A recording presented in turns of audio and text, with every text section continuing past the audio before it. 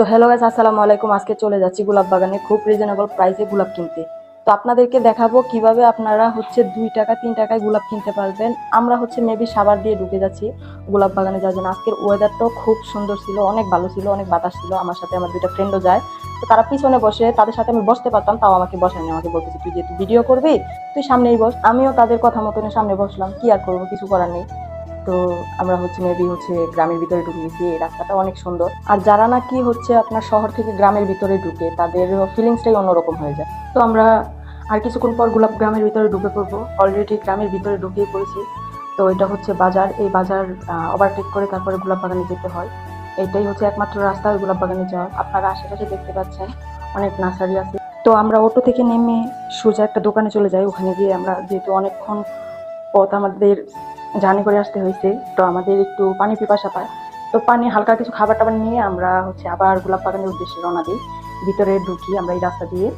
তো আশেপাশে দেখতে পাচ্ছেন অনেক গোলাপ বাগান, অনেক অনেক নার্সারি আছে। ওইখানে ডাকতেছে যে 5 টাকা 7 টাকা 10 টাকা এরকম করে গোলাপ পিস, প্রতি পিস বিক্রি করে। তো আপনারা এখান থেকে কখনো গোলাপ কিনবেন না, আরো ভিতরের দিকে যাবেন। এখানে আশেপাশে কিন্তু অনেক বাগান আছে।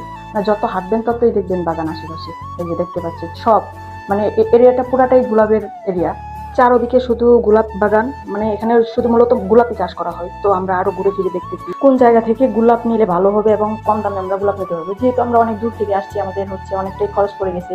তার জন্য আমরা একটু হাঁটাচলা করতেছি যাতে একটু কম রেটে আমরা গোলাপ কিনতে পারি। তো প্রতিটা বাগানে যাওয়ার পরে আমরা দেখি কোথাও গোলাপের বাগানের মালিক নেই, শুধু গোলাপই আছে আর গোলাপের চারাগুলোই আছে। আমরা খুঁজতেছি, বলতেছি যে আমরা আচ্ছা ওনারা আসুক, আমরা একটু ভিডিও টিডিও করি, এটার ভিতরে ছবি টবি উঠাই। তো আমরা গোলাপ বাগানের ভিতরে গিয়ে ছবি উঠাইলাম, ভিডিও করলাম। ওইখানে যে মানুষ শুধু গোলাপের জন্য হয়ে যায় তা নয়, ওইখানে গিয়ে ভালো একটা ফিলিংসও পাওয়া যায়। বলতে গেলে চারপাশে গোলাপ বাগান, তারপরে ওয়েদারটা যদি ভালো থাকে কিছুই বলার নেই আর। তখনই হুট করে কি বলবো, হুট করেই বৃষ্টিটা নেমে যায়। বৃষ্টি আসার পর আমরা এখন কি করবো, তো একটা গাছের নিচে গিয়ে দাঁড়ালাম। দাঁড়ানোর পর বলি যে বৃষ্টিটা থামুক, থামার পরে যদি মালিক আসে তখন আমরা গোলাপ নিয়ে বাড়ি চলে যাবো, যেহেতু অনেক ঘোরাফেরা করলাম। আমরা ভাবতেই পারি না যে গোলাপ বাগানে গিয়ে এত সুন্দর একটা ওয়েদার উপভোগ করবো। তো বৃষ্টিতে গোলাপ বাগানের ভিতরে কিরকম লাগে হয়তো আপনারা ভালো করেই জানেন। তো আমরা এখানে দেখতেছি যে বৃষ্টি এখানে থেমে গেছে। আমরা ওইখান থেকে এসে এইখানে বাগানের ভিতরে ঘুরতেছি। তো এখানে আসার পরে একজন মালিক অলরেডি আমরা পেয়ে যাই। এখানে ওনারা কাজ করতেছে, যে আগাছাগুলো ওগুলো পরিষ্কার করতেছে, যাতে অতি তাড়াতাড়ি গোলাপ গাছগুলো বেড়ে ওঠে। তো এখানে ওই যে মালিক দেখতেছে আমাদেরকে গোলাপ করে দিচ্ছে। তো ওনার কাছ থেকে আমরা রেটগুলো প্রতি পিস 2 টাকা করে নিলাম।